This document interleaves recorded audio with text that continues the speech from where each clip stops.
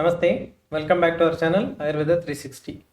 So, in previous videos, we have seen the stipend related to undergraduation internship as well as post graduation in national institutes and even in some of the government colleges. So, in this video, we are going to see stipend in relation to PhD, that is the doctoral degree of Ayurveda, especially in National Institute of Ayurveda. So, National Institute of Ayurveda has released PhD admission form, and this is the right time to know regarding the exact stipend. So, kindly watch this video and see how the stipend has to be calculated as per the particular given point of time.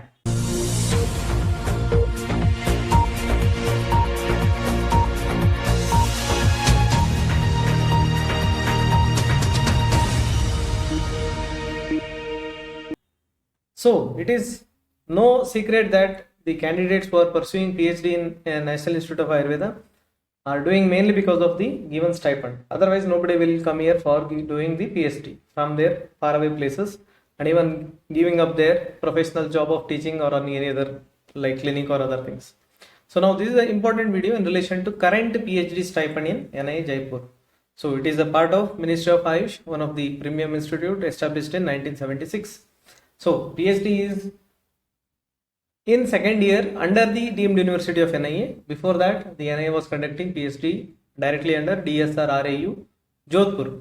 Now, how the stipend is calculated for post PhD scholars? Initially, the basic stipend is considered. So, basic stipend for a first year PhD candidate crosses 50,000, that is 50,315.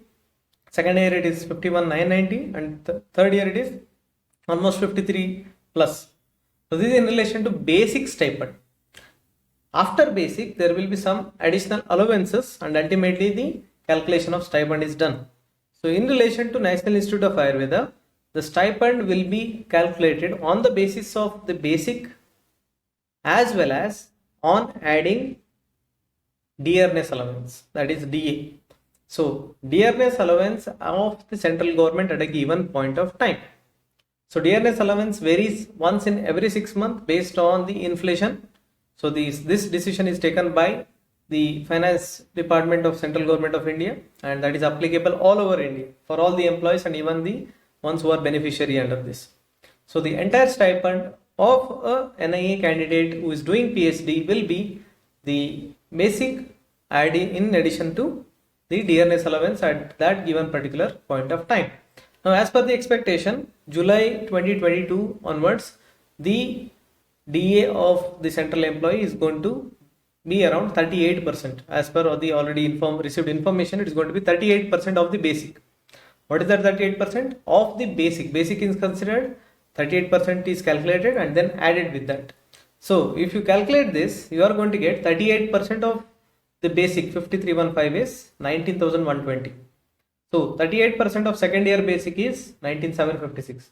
38% of third year PhD is 53,665. So, totally, that is 20,000 plus. So, total comes to be about 70, around touching 70 in the first year, touching 72 in the second year, touching 74 in the third year. So, this is the ultimate, you can say, stipend received by a PhD scholar in NIA as per the year in which PhD is pursued. Now, it varies every 6 months. Why? As I already mentioned, every January and July there will be revision of DA and that will be added with the respective DA, the respective basic.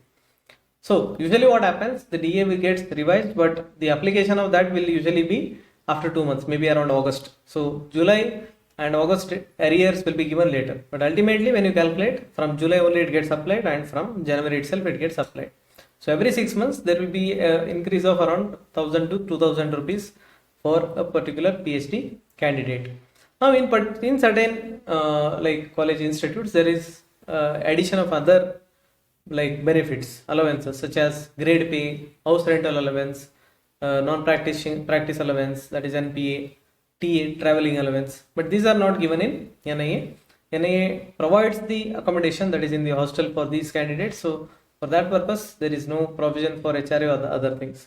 So, that is why there is no more addition to the stipend of candidates other than these two, basic and DE. So, What happens in NIA is the student who is pursuing the candidate who is pursuing PhD is considered as an employee while calculating the stipend. So while calculating the stipend, it is given as stipend, but at the end you are considered as a salaried person. So since it is considered as salary, ultimately you will be given form 16, so where TDS is deducted every month. The exact amount will not be credited into the account as I mentioned here. Around 70 will not be given, around 63 will be given. Why? Because 10% it is deducted as TDS, tax deducted at source. So at the end of the year, you will be given form 16 by the employer, that is the NIA. So there you will be given the entire the breakup of the entire stipend and other deductions, and then you have to fill the ITR. You have to fill the ITR, that is income tax returns, and then if there is any savings and other ITR related you can say deductions, then you will be given refunded certain amount. Otherwise that amount will go into the government.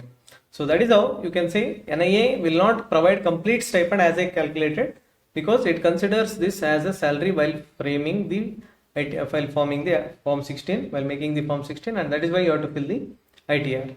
So to conclude, this stipend of NIA doesn't remain same every 6 months. It varies because DA varies, and if there is a change in the pay scale itself, now 7th pay scale is in place. If it changes, then the basic itself will change, then accordingly the other things will change.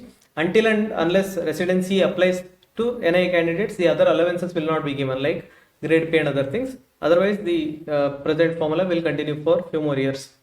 Now you have to identify the basic, identify the DA, add them, deduct the TDS, the total amount will be your net pay, and ultimately you have to fill form 16. You have to get form 16 and fill ITR at the end of the year. So this is in relation to stipend in NIA for a PhD candidate.